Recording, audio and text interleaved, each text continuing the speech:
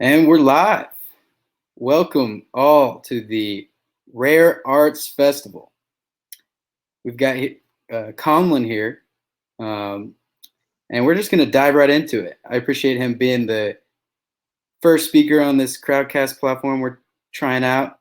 This virtual festival is a little different than previous years, but we're going to make the best of it and have a good time this weekend. So without further ado, let me X out of my screen, focus on yours, and get started. Hey, hello. Okay, yeah, great. Awesome to be here. I figured this will be fairly short, but today I'll just talk about async, async art, and just kind of an intro. I know a lot of you are already aware of it and how it works, but for those who are still new to it or in the concept, I figured the best way would be just to screen share and walk through the platform, the gallery, and just kind of talk about it. I'll also be looking at the chat log, and if people have questions, they just type it out, and I'll try my best to answer it. Okay, so async art is basically programmable art, and when you mint crypto art right now, you typically mint a static image, but with our platform, what you're doing is you're minting individual layers. So what I mean by that is, I'll start with let's say this piece, Forms of Love. So on normal platforms, you'd mint this entire image, but on async, you're minting layers. So basically, this image is comprised of layers. Like, okay, here's a room, here's a sun, here's an alien UFO. And you as the artist, when you mint a layer, you can give these layers abilities. So these abilities will be like state change. So you can specify this layer can change its state, or you can specify this layer can change its position.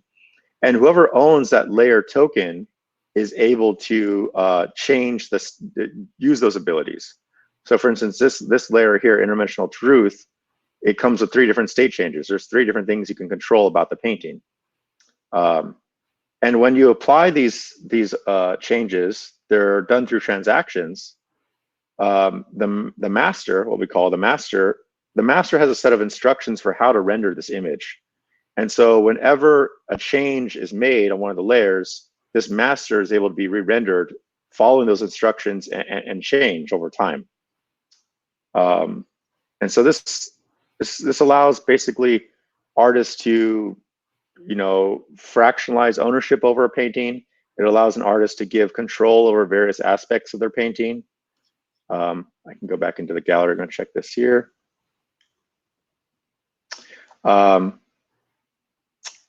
Here's another piece, and we're just highlighting certain pieces.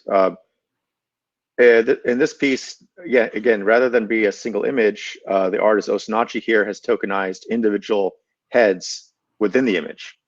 And each one of these heads comes with the state change ability. So each head has a state change where you can basically choose between 1 of 3 states: a silhouette, a dyed hair, a normal color.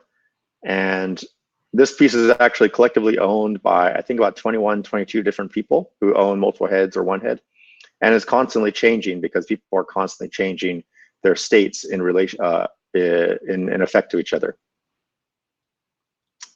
So I'll go back to gallery.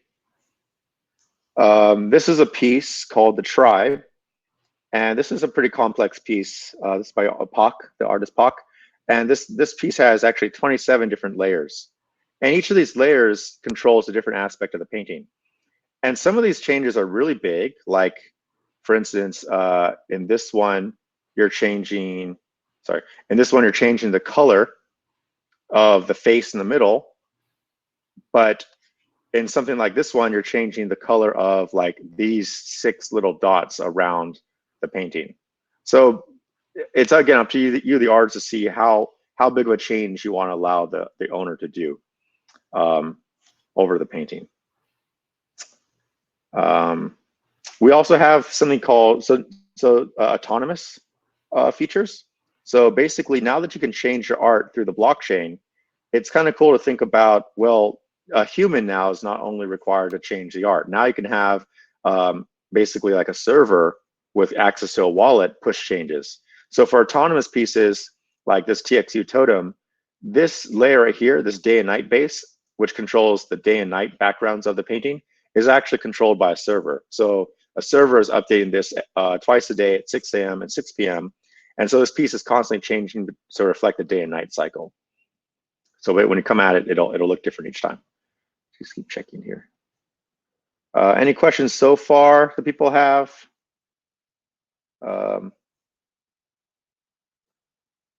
Okay, I'll keep going.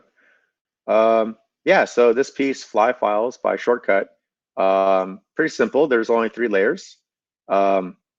This background layer changes the background state. This body layer changes the body. And the head layer is actually pretty cool because it has multiple abilities. It can change its head state, it can rotate, it can change position, and it can actually scale in size. So I'm going to, actually, I can actually change the layer from my side. This is what it looks like on the layers page. So when you're logged into our website connected, it checks your wallet and shows you all the layer tokens that you own. So these are all the layer tokens I own. So actually, now that we're here, I can actually show you what it looks like to change the background for this piece. So when we look at the master currently has the mono background for the background. So I can change it to be back to golden sun. Let me check the gas prices. The gas network is looking just at 26. So I'm going to do a transaction here. Going to make sure it has enough gas to go through. And it submits a transaction. So this will take a few minutes for the transaction to go through and for it to re-render. But when that transaction is processed and the image is rendered, this image will change.